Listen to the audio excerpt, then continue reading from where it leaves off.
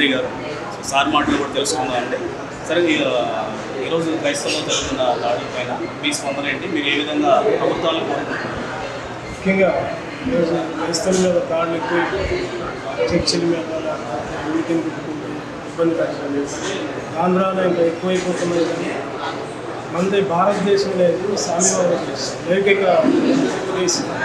ప్రాథమిక హక్కులు ఉంటాయి, ప్రాథమిక విధులు ఉంటాయి. ప్రతి ఒక్కరికి కూడా వారి మతాన్ని అవలంబించే హక్కు ఉంటుంది. మన భారతదేశం భిన్నత్వంలో ఏకత్వం కలిగిన దేశం.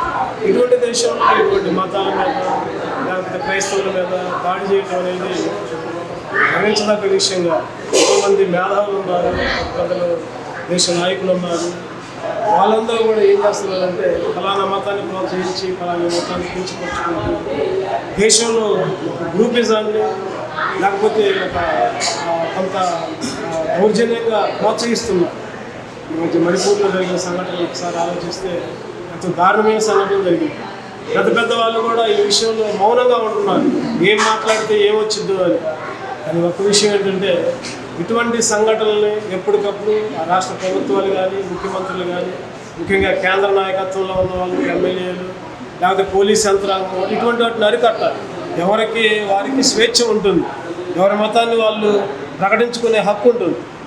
కొన్ని విషయాల్లో బాప్తిసం తీసుకునే విషయాల్లో లేకపోతే ఆ చెరువు దగ్గర ఈ చెరువు దగ్గర అంటారు. వాళ్ళకు వచ్చినప్పుడేమో వాళ్ళు చేసినప్పుడేమో వాళ్ళు కరెక్ట్ అయింది, ఇంకొకళ్ళు ఏదైనా చేస్తేనేమో అది తప్పుగా చూపిస్తూ ఉంటారు. ఇటువంటి సందర్భాలను మనం ఖచ్చితంగా క్రైస్తవులను అరికట్టాలి. క్రైస్తవులు ఎవరికి కూడా అన్యాయం చేసేవాళ్ళు కాదు, వీలైతే శత్రువును కూడా ప్రేమించే వాళ్ళే, శత్రువుల కొరకు కూడా ప్రార్థన చేసేవాళ్ళే. కానీ ఎవరిని ఒక మాట అనేవాళ్ళు కూడా కాదు. అటువంటి వాళ్ళ మీద ఎందుకంటే ఇంక దాడి ఈ ISR 9 TV ద్వారా ఒక్కసారి నేను మనవి చేస్తున్నది ఏంటంటే క్రైస్తవులుగా ప్రేమించండి.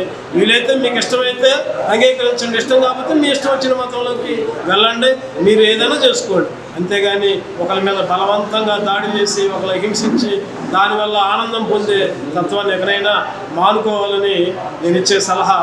ప్రత్యేకంగా ప్రభుత్వానికి కూడా ఇటువంటి వాటిని ప్రోత్సహించకుండా వీలైతే ఎంకరేజ్ చేయండి, లేకపోతే ఎవరికి వాళ్ళు చూసుకుంటారు.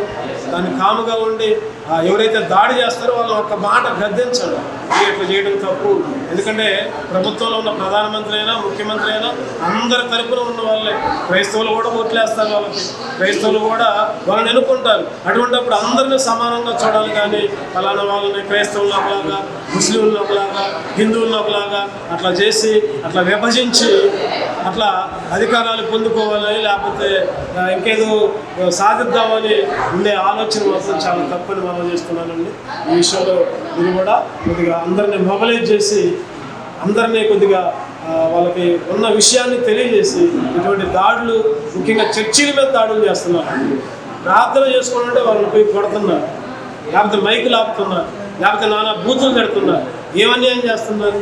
కాబట్టి ఒకసారి ఆలోచించండి దయచేసి. మీరందరూ కూడా ఆలోచించి ఇటువంటి వాటిని జరగకుండా మీరందరూ కూడా కలిసికట్టుగా ఒక నిర్ణయం తీసుకున్నారని ఆలోచిస్తున్నారు. Thank you.